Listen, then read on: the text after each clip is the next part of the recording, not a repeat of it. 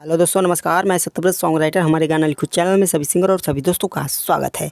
आज मैं इस वीडियो में लेकर आया हूँ पिया जाहू जन कलकतिया वहाँ सवतिया बसेले। जी हाँ दोस्तों, इसी ट्रैक पर मैं गाना लिखा हूँ, आर्केस्ट्रा में चलने वाला गाना। जी हाँ दोस्तों, आर्केस्ट्रा गाना लिखा हूँ। जैसे कि मान लीजिए मेरा ये गाना आप उठाकर गा सकते हैं, और अगर इस गाने को आप आर्केस्ट्रा में कहीं बजवाते हैं तो बहुत अच्छे से बजेगा, बहुत लोग इसे पसंद भी करेंगे सुनने में। ठीक है, तो चलिए दोस्तों, मैं इस गाने को आपको गा कर सुना दूँ किस प्रकार से इस गाने को गाना होगा। मेरा ये लिखा हुआ गाना भोजपुरी में फुल और फ्री है, और मेरे इस गाने में कोई भी रुकावट नहीं है कि आप कोई भी सिंगर हो, चाहे जहाँ के सिंगर हो, आप मेरे इस गाने को उठाकर गा सकते हैं। बिल्कुल फ्री है, मुफ्त है। ठीक है, तो चलिए गाकर आपको सुनाते हैं, ताकि आपको अच्छे से समझ में आ जाए कि किस प्रकार से मेरे इस गाने को आपको गाना पड़ेगा। मेरा नाम सत्यव्रत है। आप कभी भी कोई गाना लिखवाना हो तो हमारे नंबर पे संपर्क कर सकते हैं।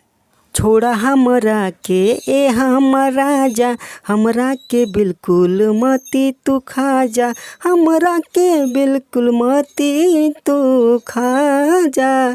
छोड़ा हमरा के ए हम राजा, हमरा के बिल्कुल मती तू खा जा। कम से कम दिनवा में शरीरिया के आराम करे दा हमरे हो। कि पिया राती कैला ऐसन घतिया दुखे कमरिया हमरे हो। कि पिया राती कैला ऐसन घतिया दुखे कमरिया हमरे हो।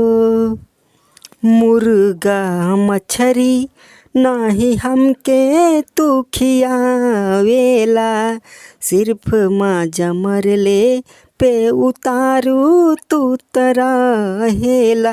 पैसा खर्च कइल नहीं चाहेला, हमके दुबर पातर कइल चाहेला।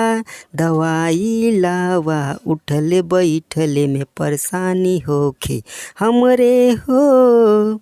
कि पिया राती कैला ऐसन घतिया दुखे कमरिया हमरे हो। कि पिया राती कैला ऐसन घतिया दुखे कमरिया हमरे हो।